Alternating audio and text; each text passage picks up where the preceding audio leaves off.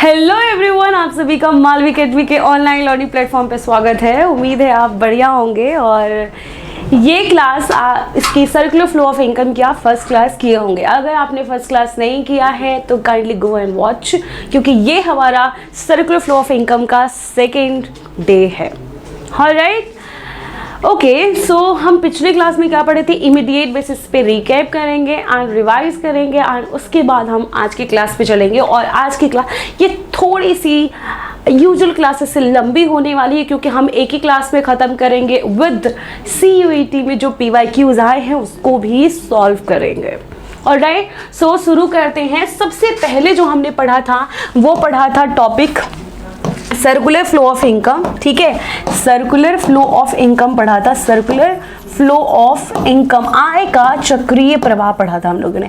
और circular flow of income में हमने कहा था एक ऐसा चक्र है जो हमेशा कॉन्टिन्यूअस चलता रहता है, जो कि शुरू होता है प्रोडक्शन से। ठीक है, प्रोडक्शन से शुरू होता है, फिर डिस्ट्रीब्यूशन पे जाता है एंड डिस्ट्रीब्यूशन से शुरू होके फिर कहाँ जाता है, डिस्पोजिशन पे जाता है एंड अगेन फिर वही रिपीट होता है and repeat and repeat and repeat होते रहता है। यानी कि एक सर्कल है जो कंटिन्यूअसली रिपीट होता है। अगर 100 रुपये का उत्पादन हो रहा है तो 100 रुपया डिस्ट्रीब्यूट होगा एंड 100 रुपया क्या होगा, फिर ये सर्कल क्या हो रहा है, कॉन्टिन्यूअस चलते रहता है। हमने कहा था प्रोडक्शन को हम क्रिएटिव फेज भी कहते हैं और इसको डिस्ट्रीब्यूशन को इनकम फेज भी कहते हैं एंड डिस्पोजिशन को एक्सपेंडिचर फेज भी कहते हैं। ये क्लियरली हमने कल पढ़ लिया था। ऑलराइट, ये कैसे प्रोसेस है, कितने फेज है, सब खत्म कर लिया था। फर्स्ट फेज प्रोडक्शन होता है, ये फर्स्ट फेज होता है, ये हमारा सेकेंड फेज होता है एंड ये थर्ड फेज होता है और ये कॉन्टिन्यूअस चलते रहता है। ये अगर कॉन्टिन्यूअस चल रहा है और अगर हम बात कर रहे हैं सर्कुलर फ्लो ऑफ इनकम की, और circular flow of income 2 sector model की बात कर रहे हैं, तो 2 सेक्टर मॉडल में क्लियरली आपने याद रखना है कि इसमें जो टोटल उत्पादन होता है, क्या चीज़, जो टोटल उत्पादन होता है वो किसके बराबर होता है, कुल खपत के, किसके, टोटल खपत के बराबर होता है, टोटल कंजम्पशन के बराबर होता है। ठीक है, यानी कि जितना इनकम होगा, ठीक है, यानी कि हम जितना उत्पादन हो रहा है उतना क्या हो रहा है, खपत हो रहा है, यानी कि जितना इनकम हो रहा है उतना क्या हो रहा है, व्यय हो रहा है। Total income is equal to total expenditure हो रहा है। ठीक है, और जितना सेविंग हो रहा है उतना क्या हो रहा है, इन्वेस्टमेंट हो रहा है। ये चीज़ हमने ऑलरेडी आपको क्लियर कर दी थी 2 सेक्टर इकोनॉमी में, याद रखना। इसके अलावा अगर 3 सेक्टर मॉडल पढ़ रहे हैं, 4 सेक्टर मॉडल पढ़ रहे हैं तो क्या होगा, सेविंग और लीकेज का सिस्टम हमने बताया था। लीकेज वो होता है जब हम पैसा ले लिए हैं लेकिन इकोनॉमी में हम जितना मान लीजिए 100 रुपया पाए तो 100 रुपया नहीं खर्च किए, हमने क्या किया, 80 रुपया ही खर्च किए, बाकी क्या किया, बचा लिया, तो उसको हम इकोनॉमी में क्या कहते हैं, लीकेज कहते हैं, क्योंकि ये हमने क्या कर लिया, सेव कर लिया। यही पैसा आगे चल के हो सकता है हमने जो सेव किया इंजेक्ट करें, यानी कि अर्थव्यवस्था में उत्पादन में लगाना, तो उसको हम इंजेक्शन कहते हैं, यानी कि इकोनॉमी में पैसा लगाना, यानी कि हम इन्वेस्टमेंट की बात कर रहे हैं। और ये सर्कुलर फ्लो ऑफ इनकम कल हम बात कर लिए थे। ठीक है, इसके अलावा लीकेज और इंजेक्शन की भी बातें किए थे। क्या बातें किया था हमने, एकदम क्विकली करेंगे। 2 सेक्टर मॉडल में पढ़ा था, ठीक है, 3 सेक्टर मॉडल में पढ़ा था हमने कि 3 सेक्टर मॉडल होगा तो क्या होगा। इसके अलावा 4 सेक्टर मॉडल पढ़ा था हमने कि अगर 4 सेक्टर मॉडल होगा तो क्या ऐसी चीज़ें होंगी। ठीक है, ये हो गया आपका लीकेज की बातें करेंगे और इसमें हम करेंगे इंजेक्शन की बातें। ठीक है, ये आपका लीकेज है। लीकेज मतलब कुछ भी ऐसा जो इकोनॉमी के बाहर जा रहा है। इंजेक्शन ऐसा जो इकोनॉमी में इन्वेस्टमेंट पर्पस में हो रहा है। जब भी हम लीकेज की बात करते हैं तो सिंपली एक चीज़ याद रखना कि क्या हो रहा है, यहाँ पे हो रहा है सेविंग और इसलिए यहाँ लीकेज है। ठीक है, इन्वेस्टमेंट हो रहा है इंजेक्शन के फॉर्म में।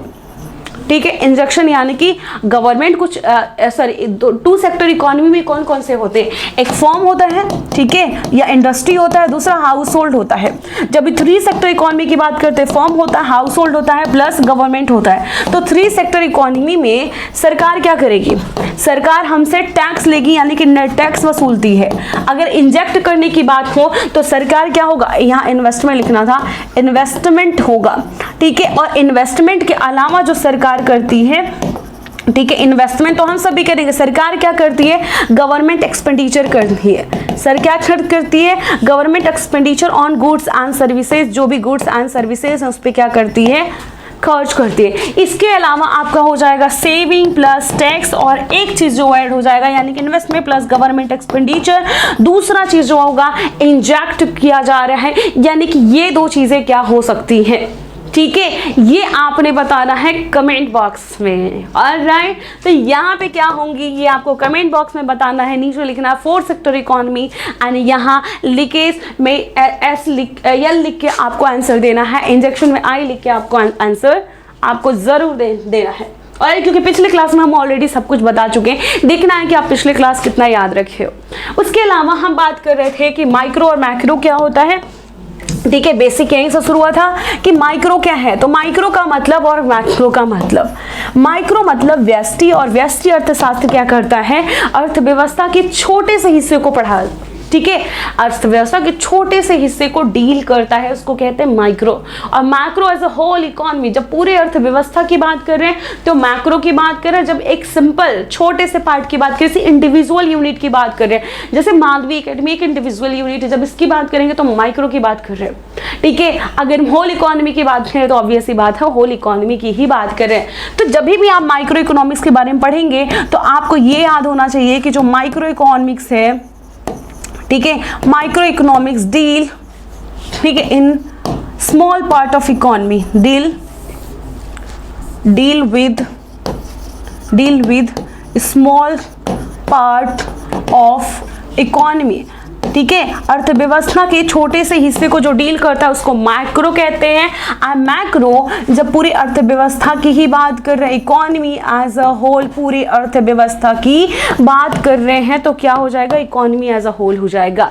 माइक्रो इकोनॉमिक्स का सिंपल सरल शब्दों में क्या हुआ है कि जब छोटे से हिस्से की बात किया जाता है, यानी कि जब किसी एक चीज की बात किया जा रहा है, इंडिविजुअल, ठीक है, इंडिविजुअल, चाहे ये प्रोडक्ट की बात हो, ठीक है, चाहे वो पर्सन की बात हो, चाहे वो इंस्टीट्यूशन की बात हो, कोई भी इंडिविजुअल, जैसे हमने कहा एक साबुन, साबुन क्या है, एक इंडिविजुअल चीज है, ठीक है, जैसे हमने कहा लक्स साबुन, लक्स क्या है, इंडिविजुअल बात कर रहे हैं और वो माइक्रो में आ जाएगा, ठीक है। और micro as a whole economy हम पढ़ते हैं। आपको ये भी बताया था कि प्रोफेसर रैगनर फ्रिज ने माइक्रो मैक्रो को दो पार्ट में, दो ब्रांच में डिवाइड किया था। ऑलराइट, हमने हमेशा कहा एक चीज कि अगर आपका ये घड़ा है तो घड़ा क्या होता है, बूंद बूंद से भरता है, घड़ा क्या होता है, बूंद बूंद से भरता है। तो ये जो बूंद है ना, इसमें ये माइक्रो का काम करता है, और ये जो पूरा घड़ा है वो क्या करता है, मैक्रो को डील करता है, ये आपने याद रखना है। और नहीं तो माइक्रो और मैक्रो में आपको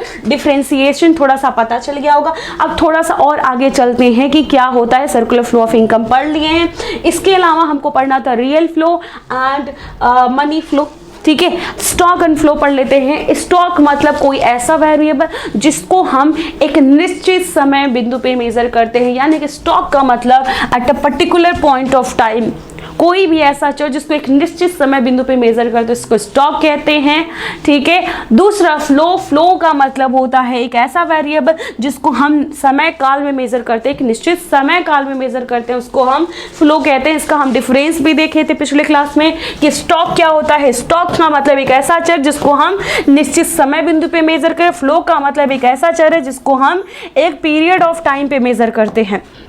ऑलराइट, इसमें कोई टाइम डायमेंशन नहीं होता है क्योंकि एग्जैक्ट पॉइंट ऑफ टाइम की बात होती है। इसमें क्या होता है, टाइम डायमेंशन होता है।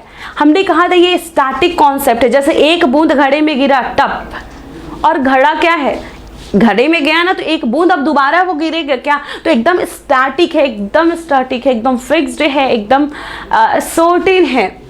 लेकिन जो घड़ा भर रहा है धीरे धीरे वो क्या एक निश्चित समय काल में हो रहा है। जैसे बूंद जब गिरा तो हो सकता है कि 5:06:38 2 पल पे ऐसे टप दे गिर गया, लेकिन जो घड़ा भरा हम कितने में कह सकते हैं कि 2 घंटे में भरा, कह सकते हैं ना कि हाँ आज पूरा घड़ा भर गया।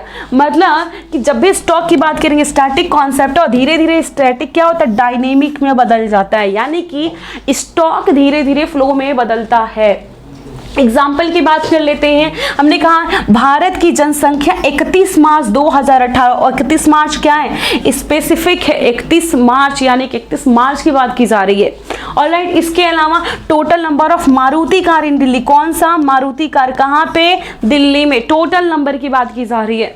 ऑलराइट। मनी सप्लाई की अगर डिफिनीशन भी अगर आपको याद हो तो उसमें पर्टिकुलर पॉइंट ऑफ टाइम ही लिखा जाता है सप्लाई में।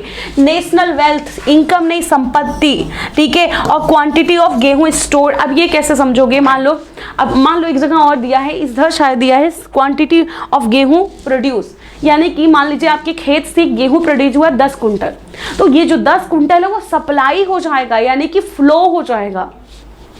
10 कुंटल जो गेहूं उत्पादन हुआ कितने महीने में हुआ, 6 महीने में हुआ है ना, तो ये 6 महीने टाइम लगा उसको उत्पादन होने में, तो ये पीरियड ऑफ टाइम में हुआ तो फ्लो हो जाएगा। लेकिन हमने कहा 10 कुंटल में से 6 कुंटल हमने सेव कर लिया है ना, स्टोर कर लिया, तो ये 6 कुंटल अभी स्टोर किया है ना, तो ये क्या हो जाएगा, स्टॉक हो जाएगा। स्टॉक और फ्लो में मेजरली क्या है, आपको टाइम डायमेंशन को ध्यान में रखना है, ठीक है। इसका एग्जांपल देख लीजिए, ये 2018 के दौरान, जनवरी के दौरान, ड्यूरिंग, ठीक है, एक्सपेंडिचर ऑन या फिर ट्रांजैक्शन इन मनी जो ट्रांजैक्शन में हो रहे हैं, जो खर्च हो रहे हैं, ठीक है, नेशनल इनकम या पूरा गेहूं जो उत्पादन हुआ, ये सब क्या हो जाएगा, स्टॉक एंड फ्लो हो जाएगा।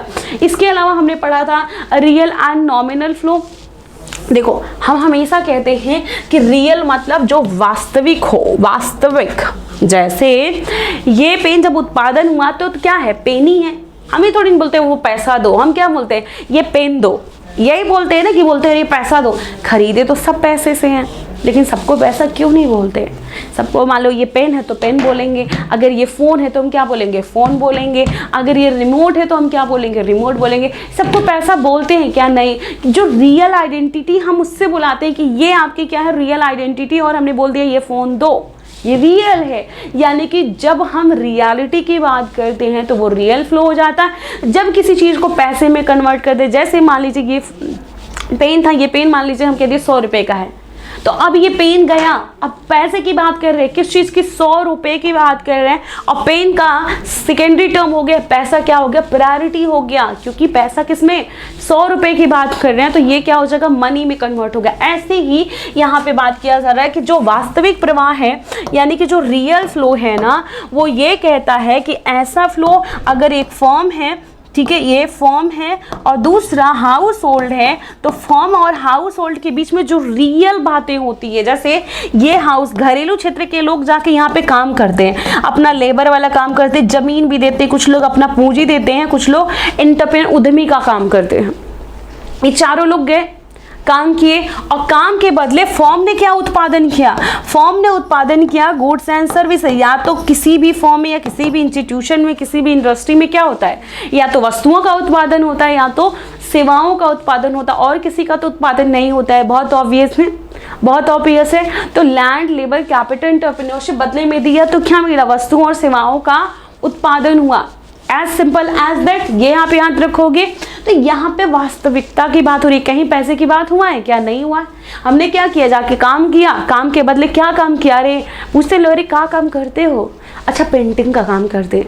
कोई पैसा पूछ रहा है क्या, नहीं पूछ रहा है ना। जैसे हमसे कोई पूछा क्या करते हो, तो हम बोलते हैं अरे पढ़ाते मतलब कुछ देते नहीं, सर्विस दे रहे हैं, कुछ प्रोडक्ट नहीं दे रहे हैं, मतलब वहाँ पे पैसे की बात हो ही नहीं रही है, एक्चुअली में बात हो रही है, जो मैं करती हूँ, जो सत्य है उसकी बात हो रही है, उसको हम रियल फ्लो कहते हैं। यानी कि flow of factor service from household to firm, from household to firm, ठीक है, correspond flow of goods and services. ये जो flow of goods and services है, ठीक है, फर्म टू हाउस होल्ड, यानी कि फर्म से हाउस होल्ड, और ये हमारा क्या हो जाएगा, रियल फ्लो हो जाएगा। इसके अलावा हमने पढ़ा था मनी फ्लो, और मनी फ्लो का मतलब सिंपली, नेक्स्ट स्लाइड में है वो, मनी फ्लो का मतलब सिंपली कि अगर ये फॉर्म है, ठीक है, और ये हाउस होल्ड है, तो हाउस होल्ड को फॉर्म क्या दे रही है, फॉर्म क्या दे रही है हाउस होल्ड को, ये दे रही है वेजेस दे रही है, मजदूरी दे रही है, रेंट दे रही है, ब्याज दे रही है, और क्या दे रही है, और दे रही है आपका प्रॉफिट, लाभ दे रही है।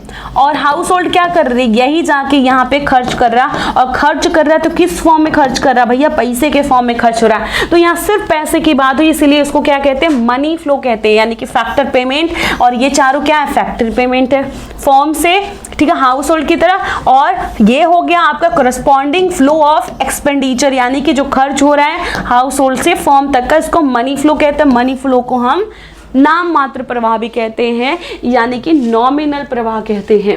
ठीक है, रियल फ्लो मनी फ्लो में अंतर भी बताया था हमने कि इसका मतलब होगा हाउस होल्ड और फर्म के बीच में गुड्स एंड सर्विसेज का फ्लो हो रहा है। और यहाँ पे अगर आप ध्यान से देखो तो हाउस होल्ड और फॉर्म के बीच में सिर्फ पैसे की बातें हो रही है, इसमें गुड्स एंड सर्विसेज इन्वॉल्व है और इसमें क्या सिर्फ पैसा इन्वॉल्व है। आपको बोर्ड के हिसाब से कितना काम का चीज़ है बताइए। बोर्ड में क्या आता है, लिखता है ना कि differentiate between real flow and money flow, लिखने के लिए आता है 3 नंबर का आएगा। तो आपको याद रखना है, कम से कम 4 तो याद रखना ही है कि रियल फ्लो पहले लिख देंगे क्या होता है, फिर मनी फ्लो क्या होता है, फिर इसका टेबल बना के अच्छे से हम आंसर राइटिंग करेंगे। ठीक है, कह रहा है it may be difficult for the barter system. Barter system में क्या होता है, डिफिकल्ट हो सकता है, लेकिन यहाँ पे कोई डिफिकल्टी नहीं है क्योंकि इस दुनिया में हर चीज़ पैसे से खरीदी जा सकती है।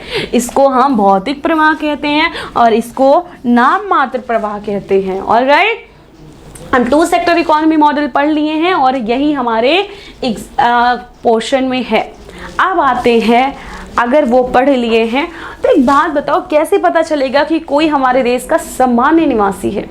कुछ तो होगा ना ऐसे कि पता चलेगा कि हाँ ये हमारे देश के सामान्य निवासी है, समथिंग कुछ भी तो हमें पता चलना चाहिए। जैसे हमसे कोई पूछे तुम सामान्य निवासी हो, हमने कहा हाँ बिल्कुल है। अब कहेगा कैसे पता चला कि तुम सामान्य निवासी हो? मैं उनको 2 चीज़ बोलूँगी। पहला चीज़ कि हम पिछले साल यहीं थे और पिछले साल काम भी मालवीय एकेडमी में कर रहे थे जो कि इंडिया के अंदर है, यानी कि इसका 2 टर्म्स है। पहला कि आप जो प्रीवियस ईयर यानी कि प्रीसीडिंग प्रीवियस ईयर में आप कहाँ थे, आप भारत में थे। अच्छा ठीक है, भारत में थे, एक कंडीशन तो सेटिस्फाई हो। दूसरा कि आप भारत में किस लिए थे, काम कर रहे थे कि ऐसे घूमने आए थे? हमने नहीं, काम कर रहे थे, कमाई कुल मिला जुला के पैसा कमाए।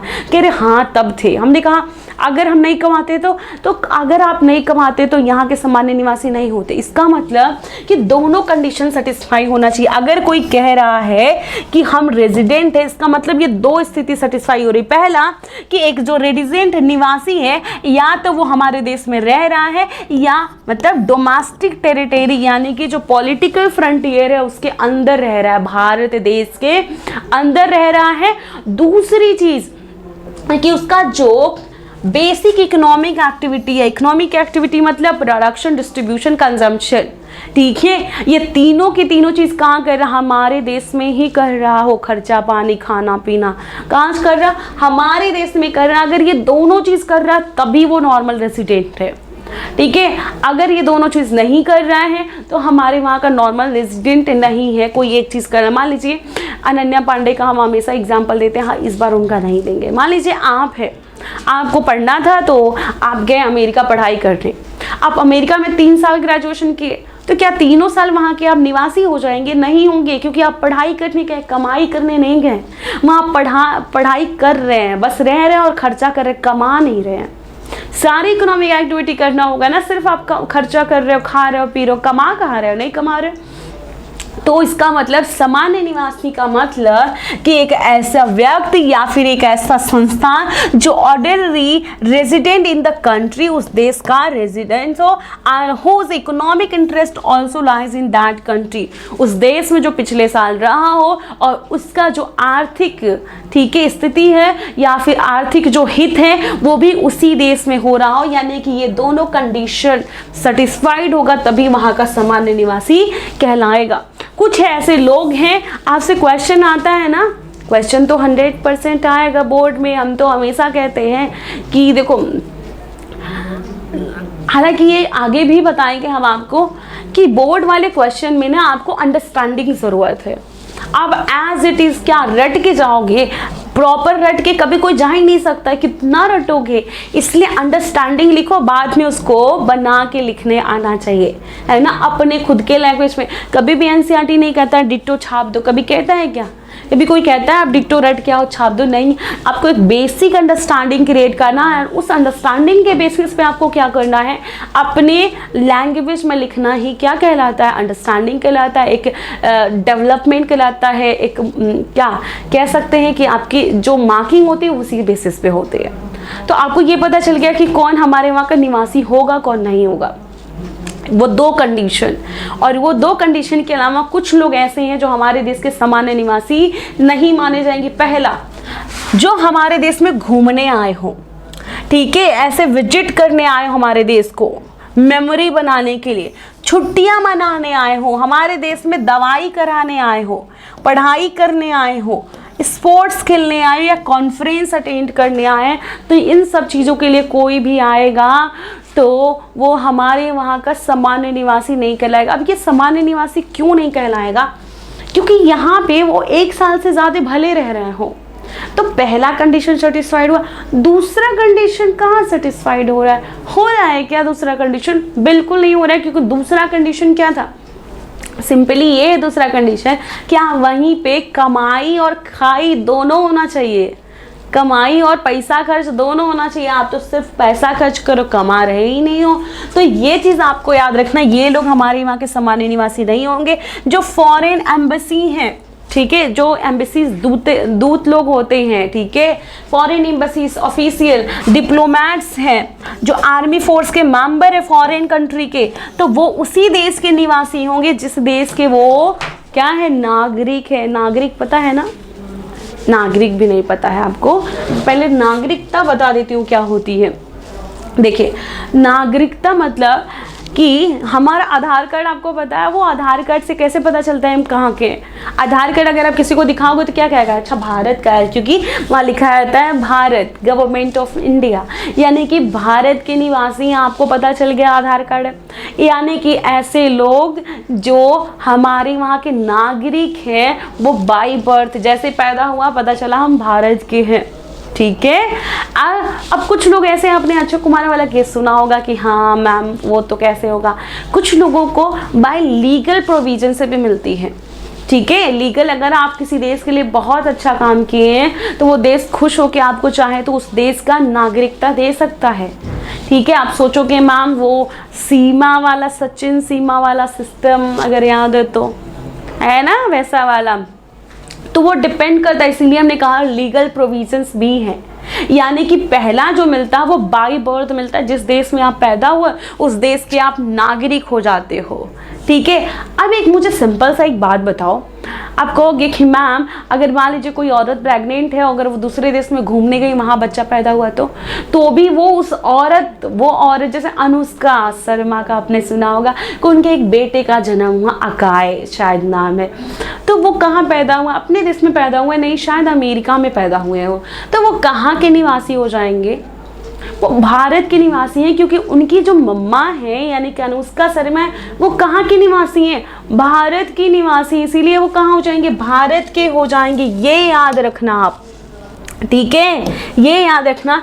तो सिटीजनशिप जो है यानी कि जो नागरिकता है वो बाय बर्थ मिलती है या फिर कुछ ऐसे लीगल प्रोविजंस होते हैं जिसको मिलती है, ठीक है। तो सिटीजनशिप, नागरिकता क्या है? कानूनी कॉन्सेप्ट है और एक बार में आप एक ही जगह के हो सकते हैं। जैसे मान लीजिए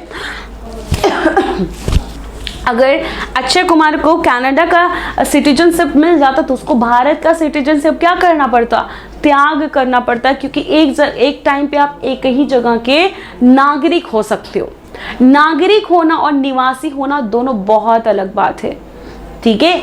नागरिक कोई भी हो सकता है, नहीं, निवासी कोई भी हो सकता है। नागरिक जो उस देश में पैदा हुआ हो या फिर कानून उसको हक देता है। जैसे सीमा अभी भी यहाँ की नागरिक नहीं बनी हुई है ना, अभी भी नहीं है ना। सीमा हैदर, सचिन हैदर वाला सुना होगा ना आपने, तो सीमा क्या है? अभी यहाँ की नागरिक नहीं है।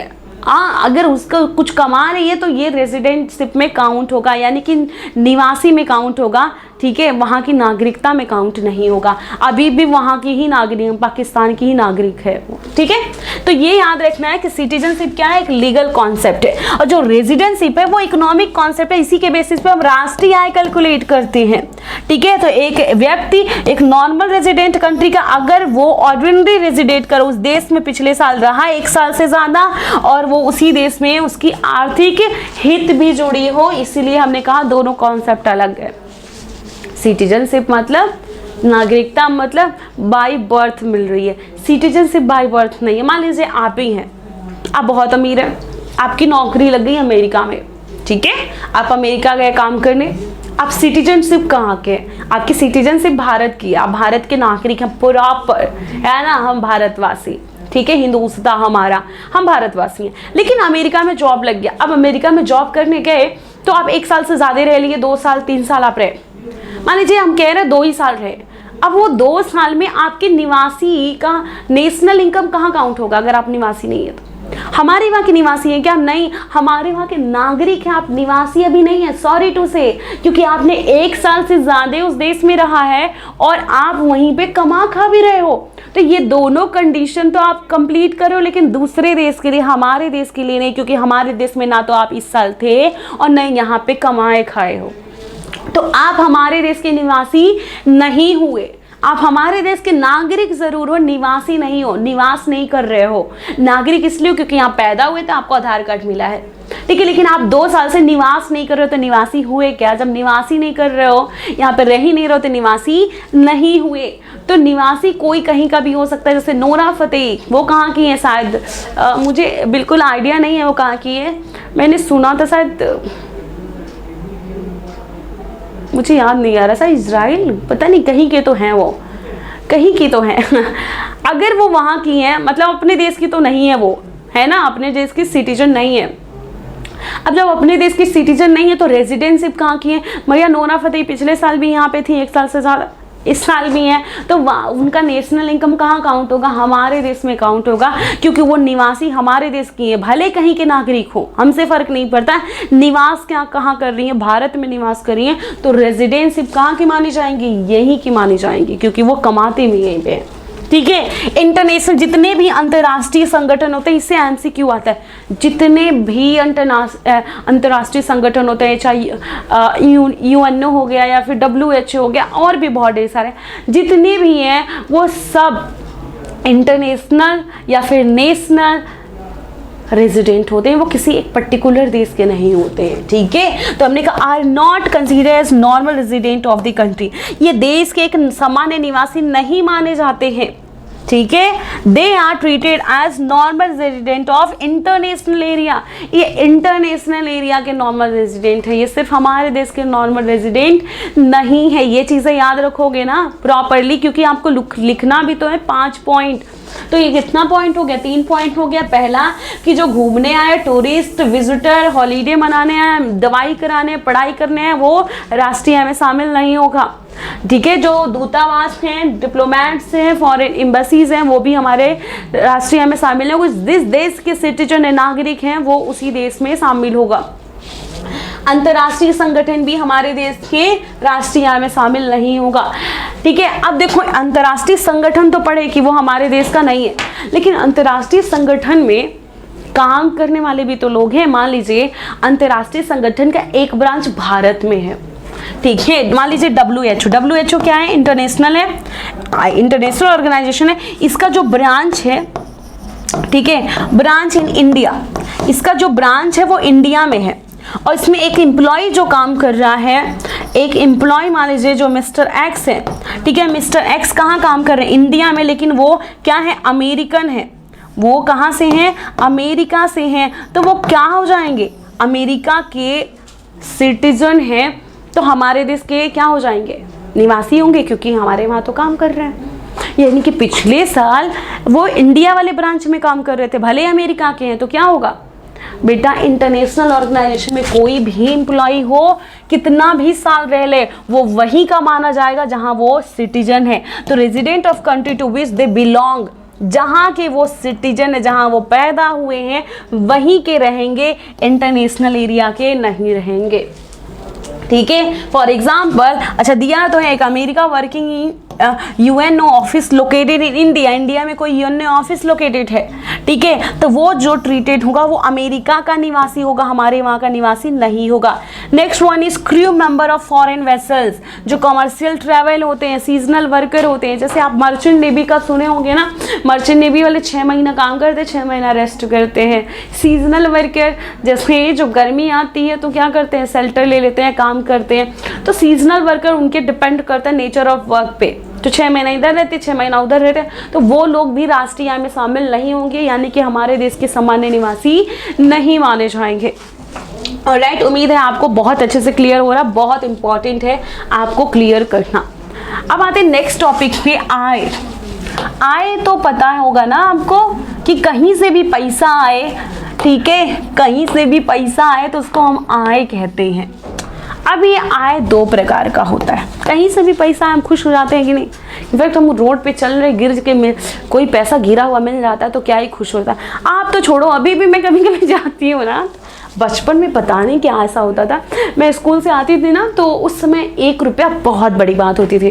तो बचपन में जब भी मैं स्कूल से आती थी तो हमेशा नीचे देखते हुए आती थी कि मुझे आज 1 रुपया मिलेगा तो मैं रेवड़ी खाऊंगी। उस समय रेवड़ी मिलता था, मैं बहुत छोटी थी, 2000 समथिंग की बात हो रही है, हाँ ठीक है, 2004 या 5 की बात है। तो उस समय मैं सोचती थी 1 रुपया मिल जाएगा, कितनी बड़ी बात है भाई, अब तो अमीर हो जाएंगे, ये वो रास्ते भर। और कभी कभी मिल भी जाता था, और क्योंकि भाई तुम स्कूल से नीचे देखते हुए आ रहे हो, किसी ना किसी का तो गिरता है ना पैसे। जिस दिन मिल गया पूरा दिन बन जाता था। 1 रुपया में उस समय 25 पैसे में 4 रेवड़ी मिलता था। उस समय टॉफ़ी जैसा नहीं मिलता था, रेवड़ी मिलता था। अभी तो क्या टॉफ़ी को अलग अलग पैक कर दिया जा रहा है, उस समय पैक नहीं किया जाता था, अलग अलग मिलता था, बस ऐसे 4 मुट्ठी मिलेगा। इतना खुश होते थे। उसमें से आपका कितना बच गया? 75 पैसा बच गया। 8 आना जिसको बोलते थे, 50 पैसा, 25 पैसा फिर बच गया, फिर बचाते थे। फिर अगले दिन जाएंगे तो उसका वो खाएंगे, इसको फोफी बोलते थे यार, चिप्स टाइप का होता था, खाएंगे ना। ये मतलब अलग ही सुकून होता था, फ्री में मिलता था। तो आज हम वही पढ़ने वाले हैं कि पैसा कहीं से भी मिले, पैसा तो पैसा होता है, इनकम तो इनकम होता है, जो आ रहा है वो इनकम, इनकम, इनकम जो भी आ रहा है पैसा के फॉर्म में, मनी के फॉर्म में, सब इनकम है। अब इनकम 2 टाइप के होते हैं। एक को कहते हैं हम हस्तांतरित आय, जिसको हम कहते हैं ट्रांसफर इनकम, ठीक है। इसमें आपके एग्जाम में इससे फिर से हम कह रहे हैं कि हो सकता है डिफरेंशिएट करने के लिए आ जाए, ठीक है। और इसको समझते हैं कारक आय। क्या बोलते हैं? फैक्टर इनकम, कारक आय। अब ये होता क्या है? Factor income and transfer income. Transfer income ऐसे इनकम को कहते हैं जो आपको फ्री में मिला हो, ठीक है। ध्यान से देखिएगा, हमने कहा ट्रांसफर इनकम एक ऐसा इनकम जो without rendering any productive service in the return, कुछ भी हम बदले में नहीं कर रहे हैं, कोई काम कर रहे नहीं। जैसे बुआ के घर गए, मौसी के घर गए, नाना के घर गए, नाना आते समय पॉकेट में पैसा डाल ले, लो बेटा जाके कुछ खा लेना, जाके अपने लिए कपड़ा खरीद लेना, देते हैं ना लोग। पहले तो ये सब बहुत प्रचलन में था, अभी धीरे धीरे जब से UPI वाला सिस्टम आया ना, लोग घर पे कैश ही नहीं रखते। फिर क्या बोलते हैं, बाबू पैसा नहीं है, नहीं तो हम देते तुमको ज़रूर। बहानाबाजी, बहुत नुकसान हो रहा है हम लोग का इसमें। रिश्तेदार पैसा देना बंद कर दिए, ऐसा होना नहीं चाहिए। तो कितना बुरा लगता है ना भाई, पैसा क्यों नहीं दे रहे, पैसा तो दो एटलीस्ट, ठीक है। तो पैसा तो मिलना चाहिए ना, ये तो बहुत गलत बात है, पैसा तो हमारा हक बनता है। चलिए इस पढ़ते हैं। ट्रांसफर इनकम, हमने कहा ऐसा इनकम, ठीक है, इनकम विदाउट, बिना किसी सर्विस के मिला, विदाउट रेंडरिंग एनी सर्विसेज, बिना किसी सर्विस को दिए हुए जो भी पैसा मिल रहा है उसको हम ट्रांसफर इनकम कहते हैं। यानी कि मान लीजिए आपका बर्थडे है, मैं आपको गिफ्ट दी, ठीक है, ये लीजिए आपके लिए गिफ्ट। वो गिफ्ट क्या है? फ्री में है। लेकिन एक भी चीज़ ये भी याद रखना कि अगर मैं आपको गिफ्ट दे रही हूँ तो बदले में आप क्या दे रहे हो? कुछ नहीं, ये तो वन साइडेड हो गई ना। आपने सुना इसी से, एक तरफा प्यार की कीमत, ऐसे कुछ लाइन था ना, अलग ही होती है, इस पे किसी और का जोर नहीं होता। वही वाला एक तरफा प्यार की बातें हो रही है। इसका मतलब ये जो ट्रांसफर इनकम है वन साइडेड है, मतलब हम आपको गिफ्ट दे रहे हैं, नानी आपको पैसा दी, मासी आप बदले में क्या दे रहे हो? कुछ नहीं दे रहा हो। तो इसीलिए इकोनॉमिक्स में इसको कहते हैं यूनिलेटरल। यूनिलेटरल का मतलब वन साइडेड, ठीक है, यूनिलेटरल इनकम होता है ये, ठीक है, एक साइडेड पेमेंट है और ये फ्री में होता है भाई, विदाउट एनी सर्विस रेंडरिंग का मतलब बिना कोई काम किए आपको पैसा मिल रहा है, तो फ्री में मिल रहा है। यहाँ पे भी वही चीज़ कहें। और जब ये कोई भी चीज़ फ्री में मिले तो कभी भी उसको राष्ट्रीय आय में शामिल नहीं करते, ठीक है। कभी भी कोई भी चीज़ अगर फ्री में मिले, आपने चोरी की, नहीं शामिल करेगी। ब्लैक मार्केटिंग नहीं शामिल करें, यानी कि आप मेहनत का जो पैसा कमाए हो सिर्फ और सिर्फ उसको राष्ट्रीय आय में शामिल करते हैं। तो यहाँ आप लिखोगे नॉट, ठीक है, इंक्लूडेड, ठीक है, इन नेशनल इनकम, राष्ट्रीय आय में शामिल नहीं होता है, ठीक है, राष्ट्रीय आय में शामिल नहीं होता है, ये याद रखना। Factor income, factor income just इसका अपोजिट है, इनकम, ठीक है, receive after rendering productive services. आपने कुछ तो ढंग का काम किया होगा तभी आपको पैसा मिला, नहीं तो इस ज़माने में कोई 1 रुपया आपको फ्री में ना दे। अगर कोई काम करने गए, जैसे मान लीजिए आप फ़ोन बनाने के लिए थी, बहुत कॉमन सेंस की बात कर रहे हैं, आपने बोला कि भैया ये मेरा फ़ोन थोड़ा ख़राब हो गया है और इस फ़ोन को बना दीजिए। भैया ने बनाया तो, लेकिन ये जो टच है ना अभी भी अच्छे से काम नहीं कर रहा, तो आप भैया को पैसा दे दोगे? भैया छोड़िए, आप नहीं बनाए कोई बात नहीं, हम फिर पैसा खर्च कर लेंगे।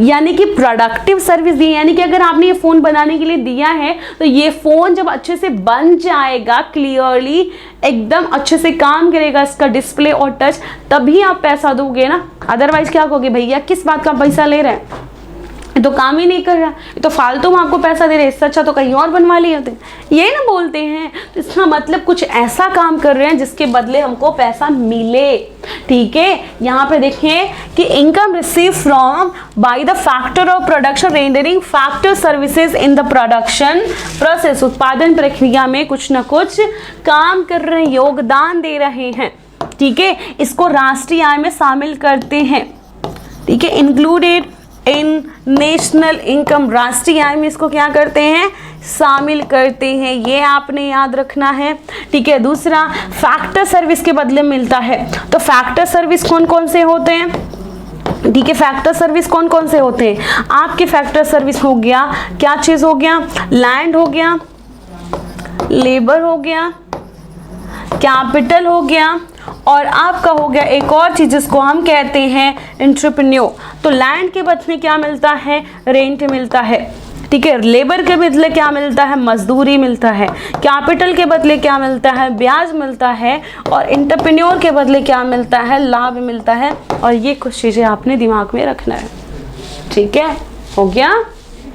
अगर इसमें आप एग्जाम्पल पूछते हो, मैम एग्जाम्पल बताइए, बहुत एग्जाम्पल है। सरकार आपको पेंशन देती है तो आप पेंशन लिख सकते हो, ठीक है। आपको स्कॉलरशिप मिलता है तो आप स्कॉलरशिप लिख सकते हो। अगर आपको पॉकेट मनी मिल रहा है तो आप पॉकेट मनी लिख लो, ठीक है। ये क्या हो जाएगा, ये सब चीज़ें हैं जो फ्री में मिलती है, फ्री में मिल रही है ना, तो ये चीज़ें आपको याद होना चाहिए। पॉकेट मनी, स्कॉलरशिप, ठीक है, not included in national income, unilateral concept है। यहाँ देखिए, लैंड के बदले रेंट, कैपिटल के बदले इंटरेस्ट, लेबर के बदले वेजेस, एंटरप्राइज के बदले प्रॉफिट, यानी कि ये हो गया आपका factor income and transfer income. अब आते हैं गुड्स। आपको पता है वस्तुएं क्या होती हैं?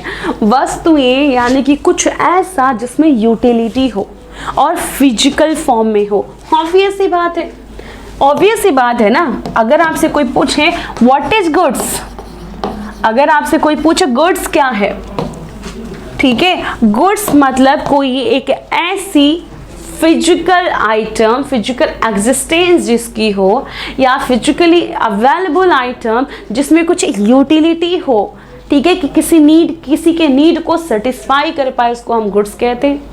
As simple as that. तो ये क्या होता है, इसकी फिजिकल वैल्यू होती है, यानी कि आप इसको देख सकते हो, छू सकते हो, महसूस कर सकते हो। जैसे ये पेन अगर गुड्स है, इसको आप देख सकते हो, दिख रहा है ना, ऐसा तो नहीं इनविजिबल हो गया है, आप छू सकते हो नहीं, आप उतने दूर से नहीं, मैं छू सकती हूँ, महसूस कर सकते हो। भैया महसूस क्या करना है, महसूस करने लायक कुछ है नहीं, ठीक है। तो गुड्स का मतलब ऐसा जिसकी फिजिकल एग्जिस्टेंस हो, जिसकी फिजिकल वैल्यू भी हो, तो ये गुड्स हो गया। अब गुड्स कई प्रकार के होते हैं, कई प्रकार के होते हैं, ठीक है। तो गुड्स दो प्रकार के फिलहाल पढ़ेंगे। एक होता है मध्यवर्ती वस्तुएं, ठीक है। क्या होता है, एक होता है मध्यवर्ती वस्तुएं जिसको हम कहते हैं इंटरमीडिएट गुड्स। क्या कहते हैं, इंटरमीडिएट गुड्स कहते हैं। दूसरा हम कहते हैं फाइनल गुड्स। अंतिम वस्तुएं, ये हो गया हमारा फाइनल गुड्स। ठीक है, इंटरमीडिएट गुड्स हो गया। अब ये मध्यवर्ती वस्तुएं क्या होता है? अगर मैं कहूँ कि जरा सब्जी बना दो तो करी चावल आज खाते हैं, ठीक है, सब्जी मस्त, आलू सोयाबीन की सब्जी सबकी फेवरेट होती होगी आई गेस। बचपन में सबसे ज़्यादा अगर कोई सब्जियां खाया मैंने यही, अगर मम्मी बोलती थी नेनुआ खा लो, ऐसा लगता था क्या खिला रही है फालतू चीज़, इतना बुरा लगता है। अभी तो नेनुआ पसंद है हालांकि, ठीक है। तो ये कुछ चीज़ें थी जो हमें नहीं पसंद है। अब हमने कहा आलू की करी बनाते हैं, ये रहा आपका आलू, ठीक है, ये आलू है, और आलू किस में कन्वर्ट हो गया? करी में, ठीक है, करी में कन्वर्ट हो। करी क्या है आपका? फाइनल है। आलू क्या था? आलू आप जो यूज़ कर रही है रॉ मटेरियल है। क्या है ये? रॉ मटेरियल है। अब मुझे ये बात बताओ, क्या करी को आलू में कन्वर्ट किया जा सकता है? क्या करी को यानी कि सब्जी को आलू में कन्वर्ट कर सकते हो कि नहीं? बस मुझे इतना बताओ। ऑब्वियस सी बातें नहीं कर पाओगे ना, क्योंकि एक बार आलू की सब्जी बन गई है, बन गई है। जैसे एक बार टाइम जो चला गया वो चला गया, अब दोबारा लौट के नहीं आएगा जीवन में। वैसे ही आलू की सब्जी बन गई तो बन गई, अब दोबारा वो आलू वापस आने वाला नहीं है। यानी कि जो रॉ मटेरियल होता है जो कि एक ही बार यूज़ कर सकते हैं उसको इंटरमीडिएट गुड्स कहते हैं। यानी कि ये प्रोडक्शन, यानी कि ये खाना बना है तो इसका मतलब क्या? प्रोडक्शन हुआ है ना इसका। तो प्रोडक्शन प्रोसेस से पहले वाले जो गुड्स होते हैं उसको इंटरमीडिएट गुड्स कहते हैं। याद हो जाएगा। जैसे हमने कहा गद्दा बनाना, तो गद्दा किससे बनता है? रुई से बनता है। और रुई क्या होगा आपका? रुई इंटरमीडिएट गुड्स हो गया, है ना। और जो गद्दा है वो क्या होगा? फाइनल गुड्स हो गया, है ना। समझ में आया? As simple as that. जैसे हमने बोला, ठीक है, नॉर्मली चावल वाला, चावल बॉइल किया जाता है, बॉइल्ड चावल क्या है? फाइनल गुड्स है। और वो जो खेत वाला धान आ रहा है वो क्या है? रॉ मटेरियल है, राइट। चलिए, तो इंटरमीडिएट गुड्स मतलब goods before production process, goods, ठीक है, goods before production process, before production process. Production process से पहले जो भी गुड्स होते हैं उसको हम क्या कहते हैं? इंटरमीडिएट गुड्स कहते हैं, ठीक है। ये याद रखोगे। इसी को हम सम टाइम रॉ मटेरियल कहते हैं, ठीक है। इसी को सम टाइम हम सिंगल यूज प्रोड्यूसर गुड्स भी कहते हैं। क्या कहते हैं? सिंगल यूज प्रोड्यूसर गुड्स कहते हैं, क्योंकि ये एक ही बार इस्तेमाल, आलू की सब्जी एक ही बार बन पाएगी, ठीक है। और इस टाइप के गुड्स को हम कहते हैं इंटरमीडिएट गुड्स। और ये राष्ट्रीय आय में शामिल होता है क्या? बिल्कुल भी नहीं होता है, ठीक है। Not included in national income, not include in national income, राष्ट्रीय आय में शामिल नहीं होता है, ये आपने याद रखना है, ठीक है। माइनस किया जाता है ऐसी वस्तुओं को, इंटरमीडिएट गुड्स को या इंटरमीडिएट कंजम्पशन को माइनस करते हैं। दूसरा आ गया अंतिम वस्तुएं। अंतिम वस्तुएं क्या होती हैं? ऐसी वस्तुएं जो प्रोडक्शन की प्रक्रिया को पूरा कर चुकी हूँ। जैसा ये पेन है, इस पेन में जितनी भी प्रक्रिया लगती है सारा प्रक्रिया पार कर चुका है, तभी हम इसका इस्तेमाल कर रहे हैं। जैसे ये फ़ोन है, क्या एक फ़ोन अचानक से बन गया? नहीं। सबसे पहले क्या हुआ होगा? इसका प्लास्टिक जुटाया गया होगा, इसका प्रोसेसर, बैटरी लगाया गया होगा, कैमरा लगाया होगा, टच लगाया गया होगा, अलग अलग स्क्रू छोटा सा छोटा जुटाया गया होगा, सारे रॉ मटेरियल को इकट्ठा करके फिर फाइनल गुड्स में इसको कन्वर्ट किया गया है। एम आई राइट? ये सब कोर्स आई एम राइट। तो ये हो गया आपका फाइनल गुड्स, यानी कि गुड्स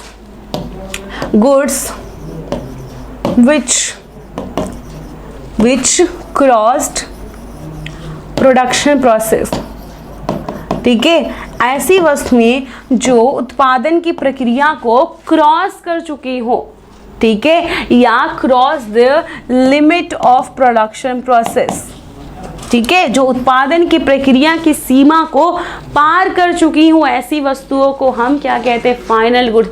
जैसे ये माउस है, चूहा, वो वाला चूहा नहीं, ये माउस। अब ये माउस को आप कहीं से भी यूज़ करो तो क्या होगा? चलेगा। जैसे सामने चल रहा है, ये चलेगा, क्योंकि इसमें इतनी पावर है कि इसके इशारे से वो काम कर रहा है। तो यानी कि इसमें वो यूटिलिटी है और ये सारे प्रोडक्शन प्रोसेस को पार कर चुका है। इसमें ब्लूटूथ टाइप के कनेक्शन से जो यहीं से काम करे without any wire. Can you imagine technology कितने एडवांस है। तो ये हमारा जो हो गया फाइनल गुड्स हो गया, ठीक है। याद रखोगे फाइनल गुड्स, और फाइनल गुड्स को हम नेशनल इनकम में इंक्लूड करते हैं, ठीक है। तो क्या लिखेंगे, इंक्लूड इन नेशनल इनकम, ठीक है, राष्ट्रीय आय में शामिल होता है।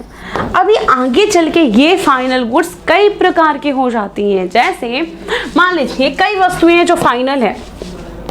अब मुझे बताना फाइनल वस्तु दो प्रकार की है।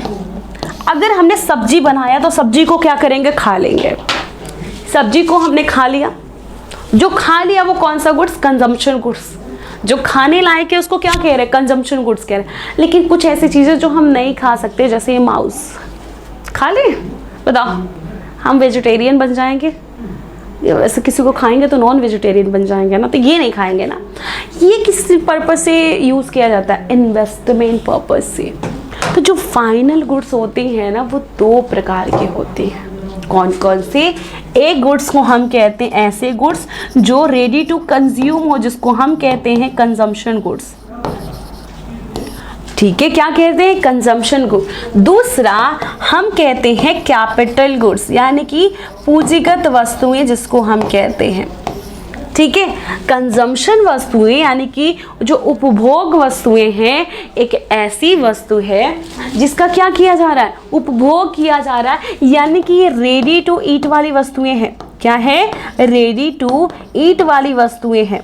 इसको हम अब रेडी है क्योंकि फाइनल गुड्स से हम खा सकते हैं, ये फाइनल कंज्यूमर कंज्यूम करता। और ऐसी वस्तुएं हम निवेश के लिए यूज करते हैं, इसीलिए इसको इन्वेस्टमेंट गुड्स भी कहते हैं।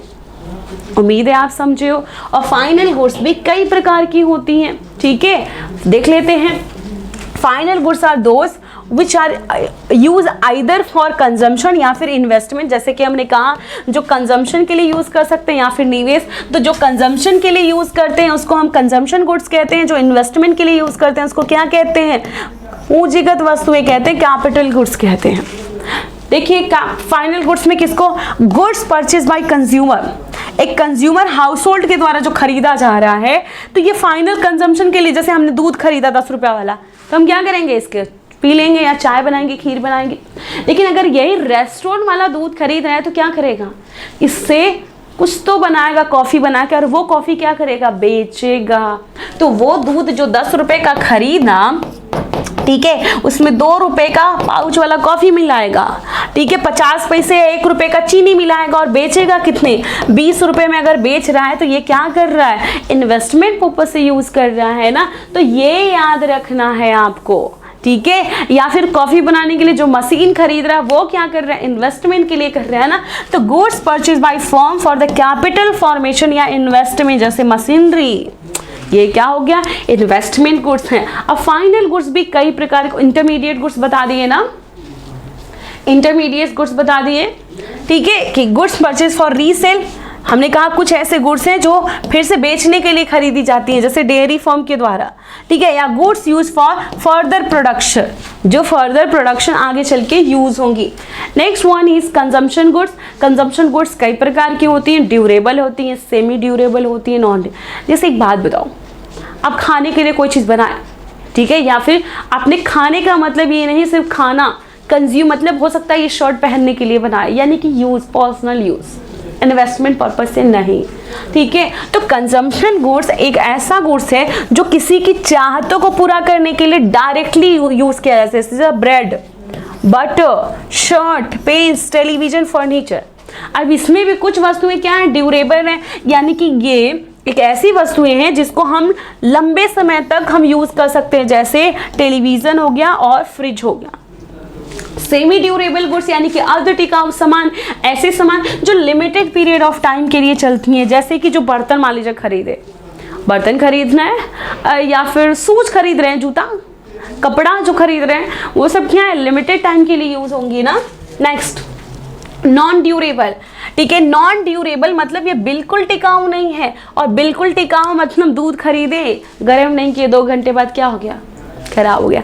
ब्रेड खरीदे और ख़राब हो गया 1-2 दिन में। खाना बनाए, खाना क्या हो जाएगा, ख़राब हो जाएगा। तो इस टाइप की चीज़ें हैं जो क्या होती हैं, नॉन ड्यूरेबल होती हैं। सर्विसेज की बात कर लेते हैं। सर्विस जो नॉन मटेरियल गुड्स होता है, जो हमारी चाहतों को पूरा करता है, ये इनटेंजिबल होता है, या नहीं, ना तो इसको छू सकते हैं ना तो देख सकते हैं, बस इसको महसूस कर सकते हैं। जैसे हम पढ़ा रहे हैं, आप इसको क्या कह रहे हो, महसूस कर रहे हो। महसूस करने के बेसिस पे बोल सकते हैं मैम क्या ही पढ़ा रही है, या फिर मैम क्या ही पढ़ा रही है। किससे पता चला, सर्विस के बेसिस पे पता चला है ना। जैसे डॉक्टर क्या दे रहा है, सर्विस दे रहा है, दवाई थोड़ी दे। दवाई तो वो गुड्स में आ जाएगा, आप दवाई कहीं से भी खरीद सकते हो, लेकिन जो डॉक्टर बोल रहा है कि बेटा तुमको बुखार है, ये बात कौन बोला है, डॉक्टर बोला है, सर्विस दे के बोल रहा है। ठीक है, बैंक से हमको क्या मिलती है, सर्विस मिलती है। तो ये कुछ चीज़ें हैं जो आपको समझना है। तो फाइनल गुड्स में कंजम्पशन गुड्स होती हैं, कैपिटल गुड्स होती है। जो कंजम्पशन गुड्स होता है हाउस होल्ड खरीदते हैं, और जो कैपिटल गुड्स होता है ये एक फर्म खरीदते हैं। ठीक है, ये जैसे कार है, क्लॉथ है, शुगर है, ये अलग लोगों के द्वारा। देखो अब कपड़ा है, कपड़ा हाउस होल्ड पहनेगा तो कंजम्पशन गुड्स हो जाएगा। अगर ये बेचने के लिए खरीदा गया तो क्या हो जाएगा, कैपिटल गुड्स हो जाएगा। इंटरमीडिएट गुड्स आपको पता ही है। ठीक है, कैपिटल गुड्स बता दिए। कैपिटल गुड्स मतलब एक ऐसा गुड्स जो फर्दर निवेश के लिए यूज किया। जैसे मशीन, एक मशीन आपने खरीदा, जैसे डिजिटल बोर्ड क्या है, मशीन है। मशीन ही तो है, तभी तो ये काम कर रहे हैं, नहीं तो ये आपको कैसे दिख रहा है टेक्स्ट। हम कैसे कुछ भी लिख रहे हैं तो ऐसे कुछ टच कर रहे हैं तो लिखा जा रहा है, मशीन है, ऑब्वियस सी बात है। तो हमने कहा ये मशीन क्यों खरीदा गया होगा, ये डिजिटल बोर्ड क्यों खरीदा गया, इन्वेस्टमेंट पर्पज से। अब ये इन्वेस्टमेंट का कुछ रिटर्न मिलेगा, बिल्कुल मिलेगा।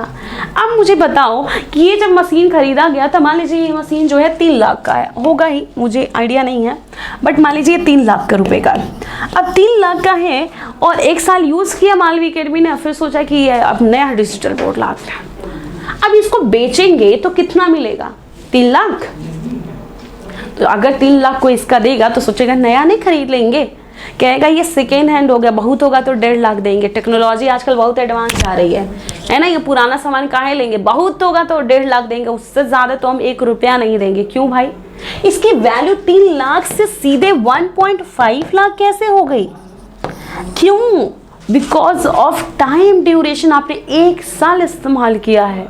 ठीक है, और इसी को कहते हैं डेप्रिसिएशन, जो कॉमर्स वाले बहुत अच्छे समझ रहे होंगे और ह्यूमैनिटी वाले समझ रहे होंगे। मतलब बहुत का अंतर है बस, ठीक है, ज़्यादा अंतर है ही नहीं। चलिए देखते हैं, ये आपको याद रहेगा, अगर नहीं याद रहेगा तो उसको समझाने के लिए हम हैं। तो कैपिटल गुड्स एक ऐसा गुड्स है जो फाइनल गुड्स है, जो उत्पादन में मदद करता है वस्तुओं और सेवाओं के, जैसे प्लांट हो गया, इक्विपमेंट हो गया, मशीनरी हो गया। ग्रॉस इन्वेस्टमेंट मतलब जितने का मशीन खरीदे, ये 3 लाख का खरीदे तो ये 3 लाख क्या हो गया, ग्रॉस इन्वेस्टमेंट हो गया। ठीक है, gross investment is added to the stock of capital before making allowance of depreciation. तो डिप्रिसिएशन के पहले कुल मिला जुला के अगर मशीन आप 3 लाख का खरीदे तो ग्रॉस इन्वेस्टमेंट हो गया। नेक्स्ट इन्वेस्टमेंट में अगर 3 लाख का मशीन है, ठीक है, अगर 3 साल चल रहा है, 3 लाख का मशीन है, अगर 3 साल चल रहा है तो 1 साल में कितनी वैल्यू इसकी कम हो रही है, 1 लाख की कम हो रही है, यानी कि 1 लाख जो है वो क्या है, डिप्रिसिएशन है। तो जैसे ही ग्रॉस इन्वेस्टमेंट में से, ठीक है, ग्रॉस इन्वेस्टमेंट में से डिप्रिसिएशन को माइनस करेंगे तो नेट इन्वेस्टमेंट निकल जाएगा। इसका मतलब डिप्रिसिएशन कितना है, 1 लाख, और ग्रॉस इन्वेस्टमेंट कितना था, 3 लाख। तो 3 लाख में से 1 लाख को माइनस कर देते हैं तो नेट इन्वेस्टमेंट कितना आया, 2 लाख रुपए आया। अभी समझे आप क्या बताने की कोशिश कर रहे हैं। तो ये था आपका ग्रॉस इन्वेस्टमेंट एंड। चलिए अब बताओ डिप्रिसिएशन क्या होता है, अभी तो डिप्रिसिएशन पढ़े। तो डिप्रिसिएशन, अगर देखिए डिप्रिसिएशन हमने कहा कि ये बोर्ड 1 साल यूज़ किए, तो अब ये बोर्ड चोरी हो जाए तो क्या होगा, हम यूज़ कर रहे थे, कोई चोर आया, कैमरा बंद कर दिया, कैमरा जो सामने लगा है उसको, कैमरा को तार को कट किया, ठीक है, और क्या किया चोर, मान लो हम कह रहे हैं डिजिटल बोर्ड फोल्ड होता है फोल्ड करके पॉकेट में रखा लेके चला गया, हाँ कितना हाइपोथेटिकल हो गया ना। तो हमने कहा डिजिटल बोर्ड चोरी करके लेके चला गया। अब क्या है, डिप्रिसिएशन है, इसको चोरी कहते हैं, इसको लॉस कहते हैं, इसको घाटा कहते हैं, लॉस। और लॉस कभी भी डिप्रिसिएशन नहीं होता है। ठीक है, मान लीजिए ये डिजिटल बोर्ड चल रहा था, किसी ने आया फिर बम से मारा, और जैसे ही मारा पूरा डिजिटल बोर्ड क्रैक, क्रैक मतलब क्रैब। अब क्या इस डिजिटल बोर्ड पे कुछ भी लिखोगे तो दिखाएगा, नहीं लिखाएगा तो वो डिप्रिसिएशन हुआ क्या? नहीं, वो लॉस हुआ। ठीक है, वो क्या हुआ? लॉस हुआ, शायद रिपेयर होगा, वो डिप्रिसिएशन में काउंट नहीं होगा। तो डिप्रिसिएशन किसी लिए कहते हैं जो फिक्स्ड कैपिटल का हम इस्तेमाल कर रहे हैं, खपत कर रहे हैं, इसीलिए हम इसको कंजम्पशन ऑफ फिक्स्ड कैपिटल भी कहते हैं, इसको रिप्लेसमेंट कॉस्ट भी कहते हैं। यानी कि असेट्स को रिप्लेस करने के लिए जो पैसा जुटा रहे हैं उसी पैसे को रिप्लेसमेंट कॉस्ट कहते हैं। तो डिप्रिसिएशन का मतलब fall in the value of fixed assets. जैसे ये डिजिटल बोर्ड अगर 3 लाख में खरीदे हैं तो 1 साल इसकी वैल्यू घट के कितनी हो, 1 लाख से घट गई, और 1 लाख से घट के अभी इसकी वैल्यू कितनी हो गई, 2 लाख रुपए हो गई। तो उसकी वैल्यू में गिरावट आई, तो हमने कहा fall in the value of fixed assets due to normal use and passage of time and expected obsolescence. यानी कि धीरे धीरे जो इस्तेमाल किए तो स्क्रैच आ गया, पेन की वजह से स्क्रैच आ गया, धीरे धीरे पुराना दिखने लगा, धूल जम गया, या कुछ नॉर्मल रिपेयरिंग, तार थोड़ा सा जल गया, तो नॉर्मल रिपेयर वगैरह। ठीक है, तो हमने कहा नॉर्मल वियर एंड टीयर होना चाहिए। यानी कि अगर कॉन्टिन्यूअस कोई भी चीज़ यूज़ करोगे तो वो क्या होगा, खराब होगा ही, खराब होगा। ठीक है, तो इसकी प्रोडक्टिविटी कैपेसिटी में क्या हो गया, धीरे धीरे इंक्रीज हो गया। मान लीजिए डिजिटल बोर्ड हैंग करने लगा, तो ये हैंग क्यों कर रहा है, क्योंकि इसको हम क्या कर रहे हैं, लगातार यूज़ कर रहे हैं। अब कोई भी चीज़ यूज़ करोगे तो थोड़ा बहुत डैमेज तो होगा ही। इसका ना पैसेज ऑफ टाइम, हमने सोचा था ये डिजिटल वो 3 साल तक चलेगा ही, तो हमें इसका लाइफ पता था कि इतने टाइम बाद ये क्या होगा, खराब हो जाएगा। तो value of fixed assets also decrease, वो भी कम हो गया। Passage of time even if they are not being put into use in the business, अगर बिजनेस में नहीं भी यूज कर रहे तो भी रखे रखे भी खराब होगा कि नहीं होगा, होगा ना। जैसे मान लीजिए बाढ़ आ गई है ना, तूफान आ गया, वेदर खराब हो गया, तो ये क्या होगा, इसकी वैल्यू में कमी आती है ना। तो उस वजह से भी अगर कमी में वैल्यू में कमी आ रही है, ये एग्जाम्पल कभी कभी दे देता है।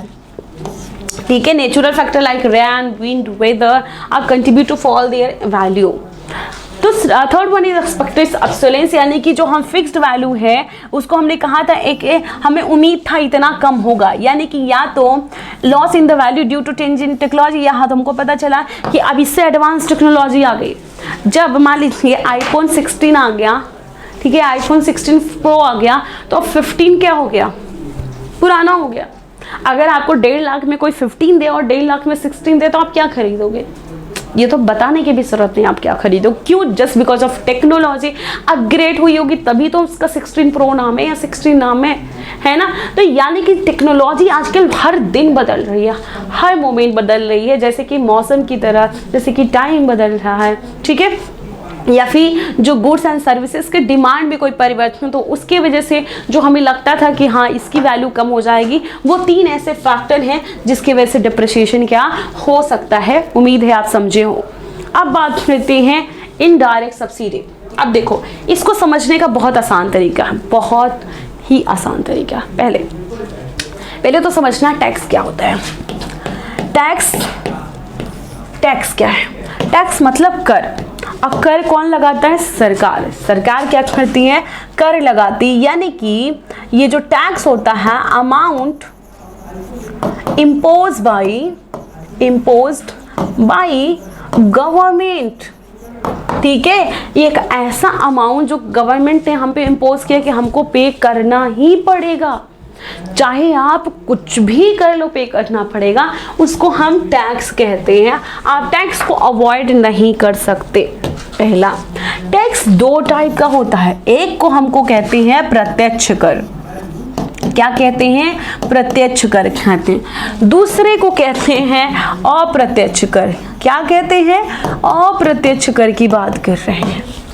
अब देखो, ये जो प्रत्यक्ष कर है यानी कि जो डायरेक्ट टैक्स है, ये क्या, ये भी अमाउंट सेम सरकार ही इम्पोज कर रही है, लेकिन इसका जो बर्डन है वो शिफ्ट नहीं हो सकता।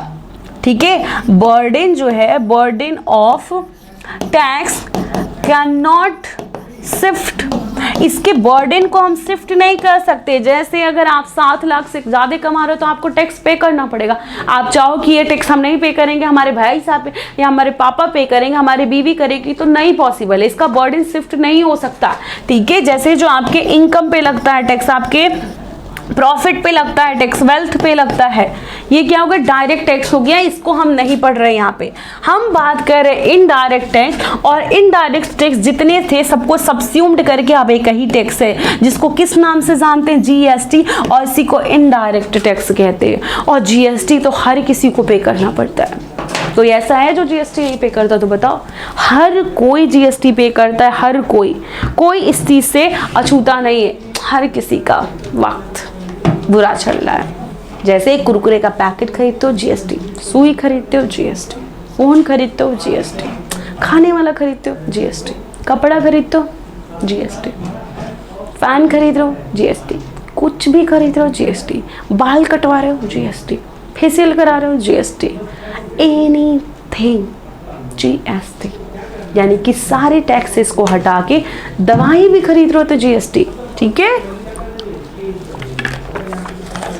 यानी कि सरल शब्दों में कहा जाए तो जीएसटी आपका अप्रत्यक्ष कर है जो सबको पे करना पड़ता है और इसका बर्डन शिफ्ट कर सकते हैं। ठीक है, बर्डन कैन शिफ्ट, यानी कि अगर आप वो सामान खरीद रहे हो तो टैक्स पे करो, टैक्स नहीं पे करना चाहते कोई बात है, आप सामान मत खरीदो ना, नहीं पे करना पड़ेगा एज यूजुअल। ठीक है, तो सिंपल से यही तो समझाने की कोशिश कर रहे हैं, जो का सामान खरीदेगा वो टैक्स पे करेगा, जो सामान नहीं खरीदेगा वो टैक्स नहीं पे करेगा, as simple as that. Alright, चले ये तो हो गया। और यहाँ पे जो हम बात कर रहे हैं वो इसी की बात कर रहे हैं, इनडायरेक्ट टैक्स। अब सरकार देखो, इतनी बुरी सरकार है नहीं, सरकार हमको क्या कर रही है, टैक्स तो वसूल रही है लेकिन बदले में कुछ देती भी है, देती है ना, जिसको हम कहते हैं आर्थिक सहायता। क्या, आर्थिक सहायता, जिसको अंग्रेजी में कहते हैं सब्सिडी। सरकार सब्सिडी भी देती है।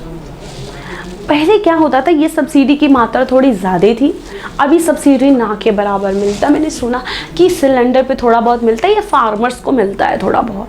तो सरकार आर्थिक सहायता भी देती है, किसको, गरीबों को, जो पॉवर्टी लाइन के नीचे होते हैं या फिर जिसको नीड पड़ता है। सरकार को लगेगा कि हाँ इसको देना चाहिए, देती है सरकार। सरकार भी कुछ आर्थिक सहायता दे रही है। तो उस आर्थिक सहायता को हम माइनस करते हैं, यानी कि ये जो फाइनेंशियल असिस्टेंस है, ठीक है, ये जो फाइनेंशियल हेल्प कर रही है सरकार, उसको हम क्या करेंगे, माइनस करेंगे। तो हमको जो निकालना है यहाँ पे, वो निकालना है शुद्ध अप्रत्यक्ष कर। क्या निकालना है, शुद्ध अप्रत्यक्ष कर। और शुद्ध अप्रत्यक्ष कर मतलब जो जीएसटी है, यानी कि इनडायरेक्ट टैक्स में से जो सरकार हमको सहायता दे रही है उसको माइनस कर देंगे। इनडायरेक्ट टैक्स मतलब सरकार द्वारा उत्पादन पे लगता है, सेल ऑफ गुड्स पे लगता है, और उसको हम जीएसटी टैक्स भी कहते हैं। सब्सिडी मतलब ये आर्थिक सहायता है जो सरकार क्या देती है, या तो फर्म को देती है, हाउस होल्ड को भी देती है, समाज कल्याण के लिए, यानी कि सहायता करने के लिए, कल्याण के उद्देश्य के लिए। तो अगर आपको नेट इनडायरेक्ट टैक्स निकालना है तो क्या करेंगे, नेट इनडायरेक्ट टैक्स निकालने के लिए इनडायरेक्ट टैक्स में से सब्सिडी को माइनस कर देंगे, और जैसे ही माइनस करेंगे हमारा क्या आ जाएगा, शुद्ध अप्रत्यक्ष कर आ जाएगा।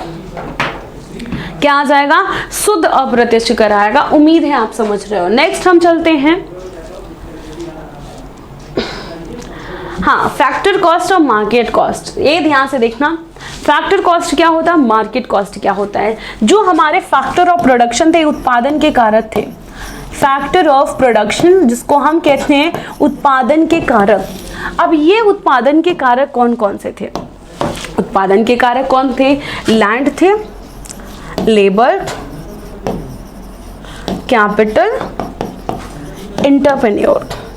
ठीक है, ये चार लोग थे। इस चार को जो पैसा मिल रहा है ना, जैसे लैंड को रेंट मिल रहा है, लेबर को मजदूरी मिल रहा है, इंटरेस्ट मिल रहा है, जो प्रॉफिट मिल रहा है, ये चार जो है ना, इन चारों को अगर मिला दिया जाए ना तो हम कलेक्टिवली क्या कहते हैं, फैक्टर कॉस्ट कहते हैं। ठीक है, और आप सामान कुछ भी बाजार से खरीदते हो, कुछ भी खरीदते हो, कुछ भी, तो आप किस पे खरीदते हो, मार्केट प्राइस पे खरीदते हो। अगर आपको याद है तो जैसे आप कपड़ा खरीदने लाओ तो एक टैग लिखा है MRP 999, 999, MRP 299, MRP 399, ये सब क्या है, मार्केट प्राइस है। तो मार्केट प्राइस किस बेसिस पे बनता है, तो मार्केट प्राइस जो आपका बनता है यानी कि ये जो बाजार लागत है, बाजार मूल्य है, उसमें आपकी दो चीज़ें इंक्लूड होती है। पहला जो आपका फैक्टर कॉस्ट है, दूसरा जो सरकार आपसे टैक्स ले रही है NIT, और इन दोनों को जोड़ दिए तो हमारा क्या आ गया, मार्केट प्राइस आ गया। इन दोनों को जोड़ दिए तो क्या आ गया, मार्केट प्राइस आ गया। उम्मीद है आप समझे हो। यानी कि फैक्टर कॉस्ट और नेट इनडायरेक्ट टैक्स को क्या करेंगे, प्लस करेंगे तो हमारा मार्केट प्राइस आ जाएगा। क्या आ जाएगा, मार्केट प्राइस। यही चीज़ यहाँ एक्सप्लेन करने की कोशिश की जाए।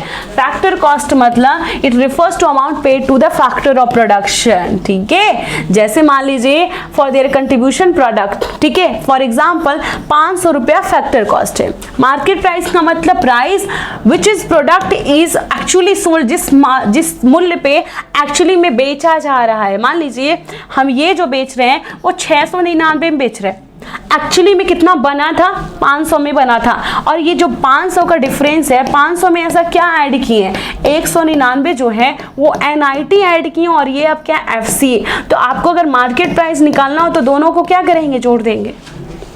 दोनों को क्या कर देंगे, जोड़ देंगे। एक लास्ट टॉपिक बचा, इसके बाद आप देख सकते हैं क्या है, न्यूमेरिकल है, न्यूमेरिकल, जिसको कहते हैं net factor income from abroad. अब एक बात बताइए मुझे, आप विदेश में किसी को देखे कमाते हो, ऑब्वियस सी बात है, आपने बहुत लोगों को सुना होगा, हमारे चाचा सऊदीया रहते हैं, सऊदीया दुबई रहते हैं, दुबई सुना होगा ना। तो हम क्या कहने की कोशिश कर रहे हैं कि वहाँ से कमा के भेजते हैं। ऐसे विदेश के कुछ लोग भी यहाँ कमाते होंगे और वो भी अपने वहाँ पैसा भेजते होंगे ना। बताओ, नूरा फतेही है यहाँ पे, अपने भाई को पैसा भेजते होंगे ना, अपने फैमिली को पैसा भेजते होंगे, बिल्कुल भेजते होंगे। यानी कि हम यहाँ पे जो बात कर रहे हैं वो कर रहे हैं विदेशों से प्राप्त शुद्ध कारक आय।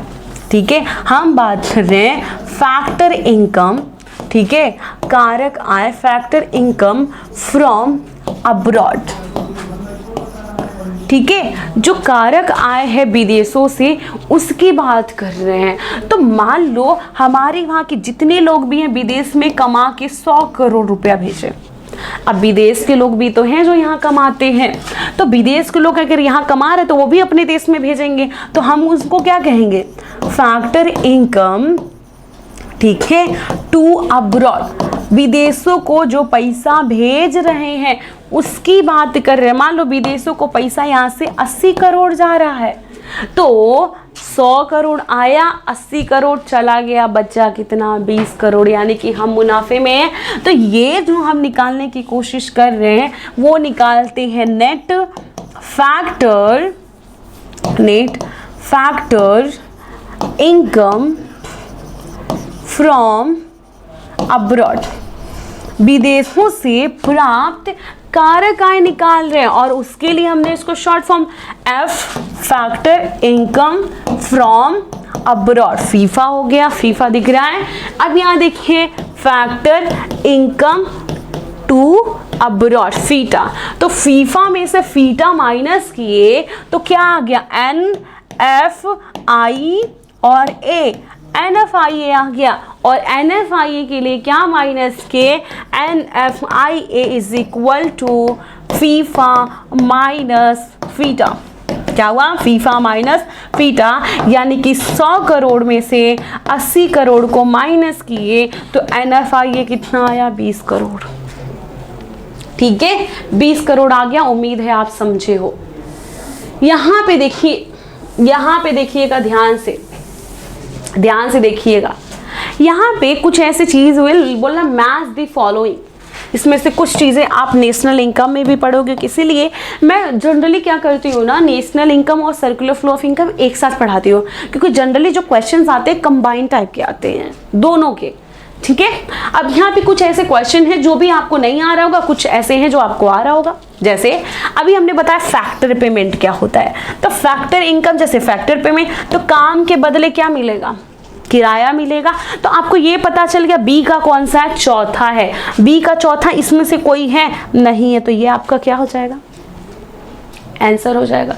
बी का चौथा कहीं और दिया ही नहीं है ना। देखिए कैपिटल क्या है, इन्वेंट्री क्या होगा।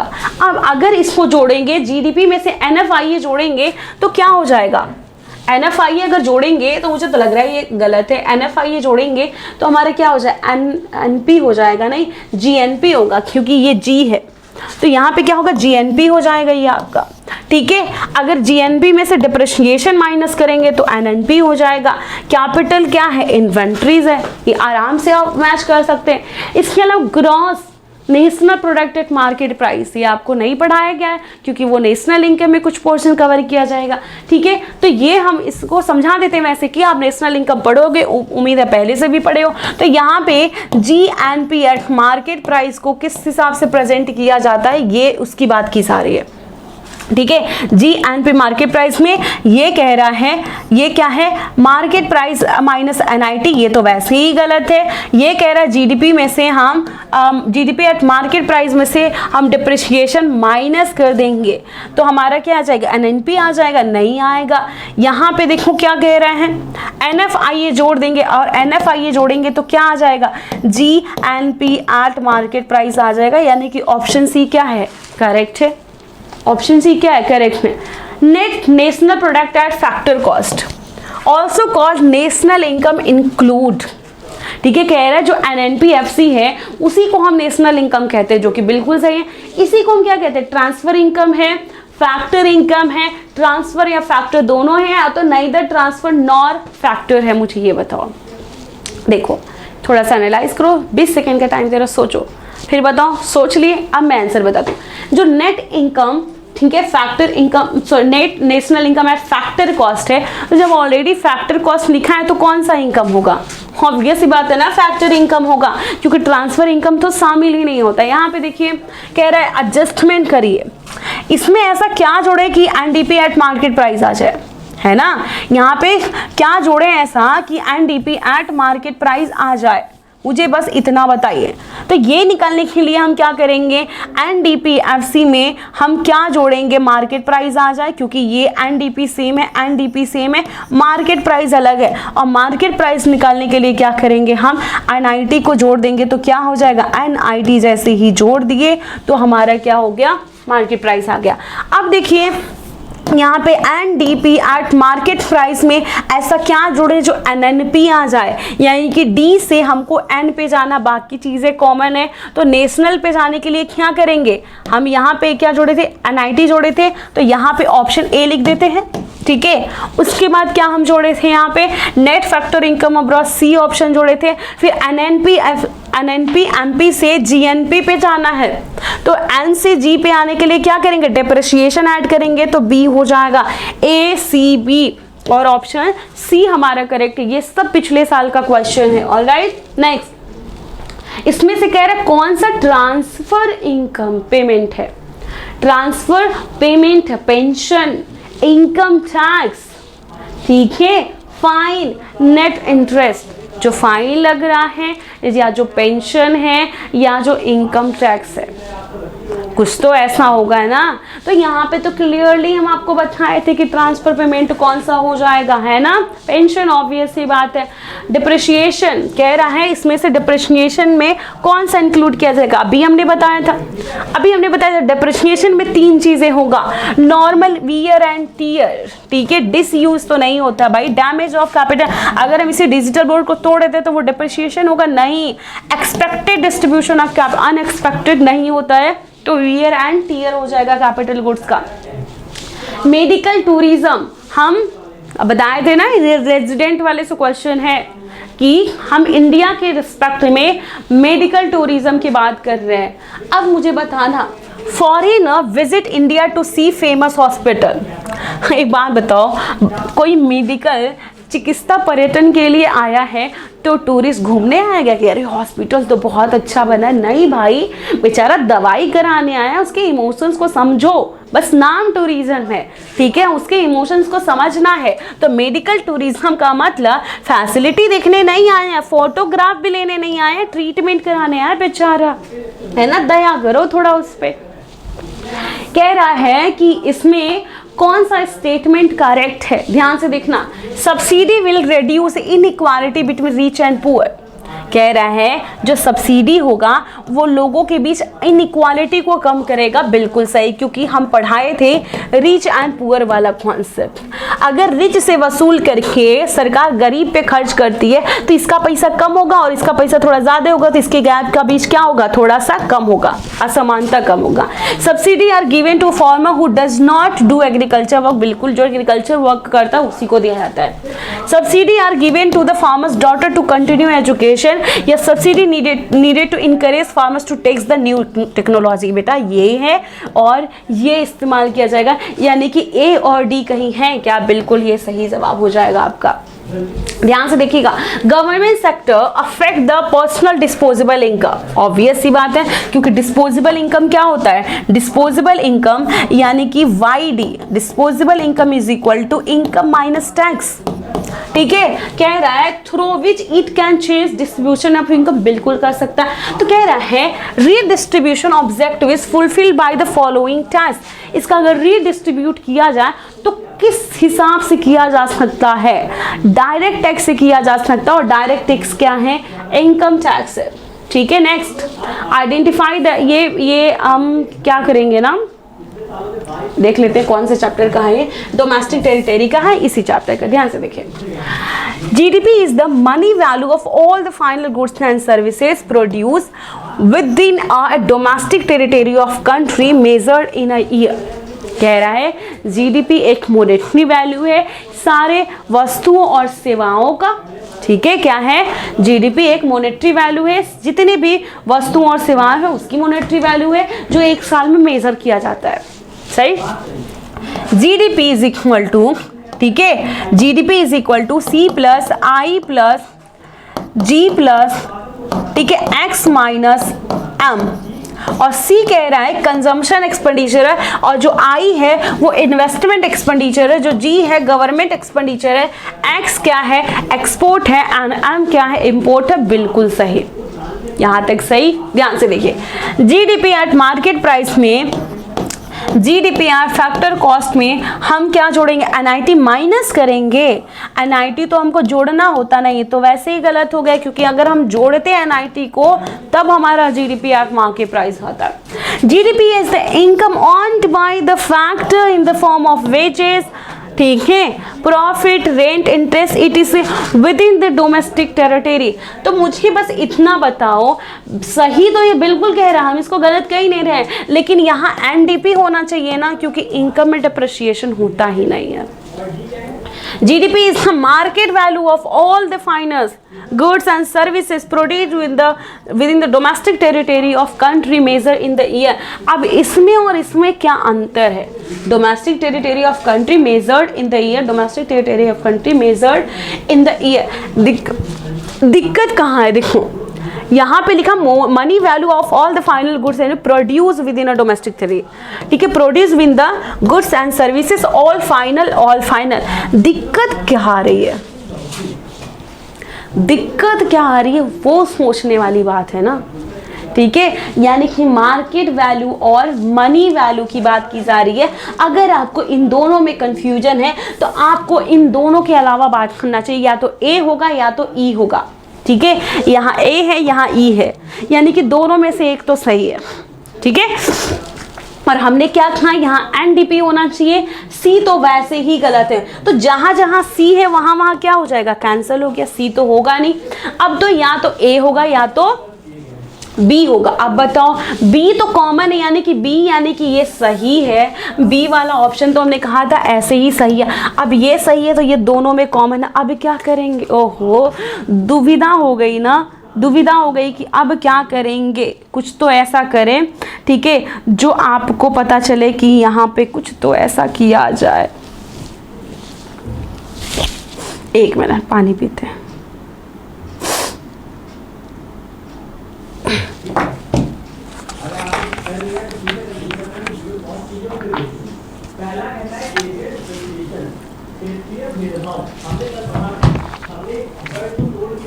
ओके, खांसी आ रही। चलिए, तो हमने कहा क्या क्या बता रही थी, हाँ इसमें क्या है, ए और ई कॉमन है। देखिए, जरूरी नहीं है जीडीपी को हमेशा मार्केट वैल्यू पे मेजर किया जाए। जीडीपी को कभी कभी हम फैक्टर वैल्यू पे भी मेज़र करते हैं तो वो रियल जीडीपी हो जाता है। तो ये वाला डिफिनीशन क्या है, गलत है। हम हमेशा मनी वैल्यू को लेते हैं। तो ऑप्शन क्या, ए वाला सही हो जाएगा, यानी कि ऑप्शन बी करेक्ट हो जाएगा। चलिए, addition of stock of capital form में जो addition of capital of stock उसको क्या बोलते हैं, स्टॉक है, वेरिएबल है, इन्वेस्टमेंट है, प्रोडक्शन है। ठीक है, देखिए यहाँ पे कैपिटल यानी कि एक मशीन ऑलरेडी था, एक मशीन और जोड़ दिए तो क्या हो जाएगा, इन्वेस्टमेंट कर रहे हैं ना। Next one is house hold receive transfer payment. House hold है जो जिनको ट्रांसफर पेमेंट मिल रहा, पेंशन मिल रहा, स्कॉलरशिप मिल रहा गवर्नमेंट और फॉर्म से, which form part of the, obviously उनका पर्सनल इनकम है। ठीक है, इंडिविजुअल इनकम है। ठीक है, next one accounting of national income as constant price. National income यानी कि एनएनपी एट कांस्टेंट प्राइस की बात की जा रही है तो ये क्या हो जाएगा, रियल इनकम हो जाएगा। ठीक है, क्या हो जाएगा, रियल इनकम। अब कह रहा है इसमें से आइडेंटिफाई कीजिए IC, ओ गॉड, चलिए आइडेंटिफाई करिए, हम आपको कुछ सेकंड देते हैं। पहला, straw use for the sipping cold drink. Cold drink पीने के लिए हम सिप का इस्तेमाल करते हैं, ये क्या है। Black board use for teaching, teaching के लिए हम क्या कर रहे हैं, ब्लैक बोर्ड यूज कर रहे हैं, ये डिजिटल बोर्ड है। Copper use for making utensil, copper का इस्तेमाल कर रहे हैं बर्तन बनाने के लिए, यानी कि कॉपर से क्या बन रहा है, बर्तन। तो ये क्या हो गया, ये तो लग रहा है ना इंटरमीडिएट गुड्स है। पेन चेंज करते हैं कि दोनों सेम ही है। ठीक है, तो ये तो लग रहा है भाई। ठीक है, bicycle use for going to school, school जाने के लिए बाइसिकल का इस्तेमाल करें, कोई दिक्कत, ओहो कंफ्यूजन हो रहा है। Steel seat use for the automobile, automobile बनाने के लिए स्टील सीट यूज कर रहे हैं तो क्या दिक्कत है, कोई दिक्कत है, क्या हो जाएगा, C और E हमारा क्लियरली हो जाएगा, यहाँ पे क्लियरली लिखा हुआ है। ठीक है, चलिए, national in the economy known, national income को क्या बोलते हैं, नेशनल इनकम को NNP एट फैक्टर कॉस्ट बोलते हैं। Next one, amount of unsold, देखिए जो बच गया भैया, जो बच गया फॉर्म, तो ईयर टू ईयर क्या करती है, बचता है माल तो क्या करती है, इन्वेस्ट करती है, प्रोडक्शन करती है, वेयर हाउस मटेरियल, इन्वेंट्री है, बोलते हैं स्टॉक बच गया। ठीक है, इसके मैच करिए भैया। देखिए ये अभी आपको नहीं पढ़ा है तो ये क्वेश्चन अभी फिलहाल के लिए क्या करेंगे, स्किप करेंगे। जब नेशनल इनकम पढ़ाएंगे तो हम जरूर पढ़ाएंगे। ठीक है, चलिए देखिए, arrange the statement in the correct sequence related to change in inventory. इसको भी हम नेशनल इनकम में ही करेंगे क्योंकि सर्कुलर फ्लो ऑफ इनकम और नेशनल इनकम क्या है, बहुत सिमिलर है। Which of the following is considered as the injection of money in the economy circular flow of income. ये तो डायरेक्ट यहीं से है, कौन सा इंजेक्शन होगा, यानी कि पैसा डाला जा रहा है तो सेविंग तो क्या होता है, लीकेज होता है। ठीक है, जो सेविंग लीकेज है तो इन्वेस्टमेंट क्या है, इंजेक्शन है। टैक्स जो पेमेंट कर रही है गवर्नमेंट, ठीक है, हम पेमेंट कर रहे हैं, वो क्या हो रही है, लीकेज हो रही है ना। पेमेंट ऑफ इंपोर्ट, अरे आपको तो वो वाला आंसर यही मिल गया तो ये आपका इन्वेस्टमेंट क्या हो जाएगा, इंजेक्शन हो जाएगा। ठीक है, ये नेट इनडायरेक्ट टैक्स की वैल्यू है, देखिएगा ध्यान से। If the value of net indirect tax is 140 crore, indirect tax का वैल्यू क्या है, NIT। और NIT कैसे निकलता है, NIT निकालने के लिए चाहिए IT माइनस सब्सिडी। क्या चाहिए, IT माइनस सब्सिडी, जैसे ये कितना, 140 है NIT। अब कह रहा है इनडायरेक्ट टैक्स 100, यहाँ इनडायरेक्ट टैक्स 100 लिख देते हैं। एंड फैक्टर इनकम नहीं भाई, फैक्टर इनकम नहीं चाहिए, हमें क्या चाहिए, सब्सिडी चाहिए। यहाँ डिप्रिसिएशन, यहाँ इनडायरेक्ट टैक्स लिखा है, सब्सिडी लिखा है, और इनडायरेक्ट टैक्स कितना लिखा हुआ, 240, तो 240 लिखा है। हमने क्या किया, सब्सिडी 100 रुपया माइनस किया, हमारा 140 आ गया, बिल्कुल करेक्ट है। ऑप्शन C क्या है, बिल्कुल करेक्ट। नेक्स्ट वन इज, हाँ ये सेम वही क्वेश्चन है जो मैंने कराया था, तो ये अगेन रिपीट हो गया, दैट्स इट। ये आपको नहीं पढ़ाया गया है तो नेक्स्ट ये देखिए, ये ऑलरेडी पढ़ा दिया गया। ठीक है, हमने कहा है ना, addition of stock of capital क्या है, इन्वेस्टमेंट है। तो अभी ये चैप्टर यहाँ खत्म नहीं हुआ है, अब बारी है ना, गोविंदा की वाली मूवी देखिए जिसमें बोलता है अब आई बारी आंटी की। देखो मैं इस सब मामले में बहुत बेकार हूँ, मुझे ये सब चीज़ें याद ही नहीं रहती हैं। बस मैं ये कहना चाह रही हूँ कि अब जो मिलेंगे इसके बाद वाले क्लास में वो बोर्ड के रिलेटेड होगा। ठीक है। बोर्ड से रिलेटेड जितने भी क्वेश्चन आए, चाहे MCQs आए हैं, चाहे शॉर्ट क्वेश्चन आए हैं, चाहे लॉन्ग क्वेश्चन आए हैं, सारे के सारे इस चैप्टर से जितने भी क्वेश्चन प्रीवियस ईयर आए हैं और जितने आ सकते हैं उसको हम नेक्स्ट क्लास में डिस्कस करेंगे। ऑलराइट, और विद प्रॉपर सॉल्यूशन कि अगर ये क्वेश्चन आता तो इसका आंसर ऐसे लिखना है। CBSE के मार्किंग स्कीम के हेल्प से हम डिसाइड करेंगे कि कैसे हमको आंसर लिखना है। ऑलराइट, आज के लिए बस इतना ही। Thank you for watching this class and ऐसे ही जुड़े रहिए। बोर्ड से रिलेटेड से जितनी भी जानकारी है उसको जानने के लिए आप जुड़े रहिए मालवी एकेडमी से। फिर हम जल्दी ही मिलते हैं आपसे नेक्स्ट क्लास में। Thank you everyone, thank you, happy Diwali everyone.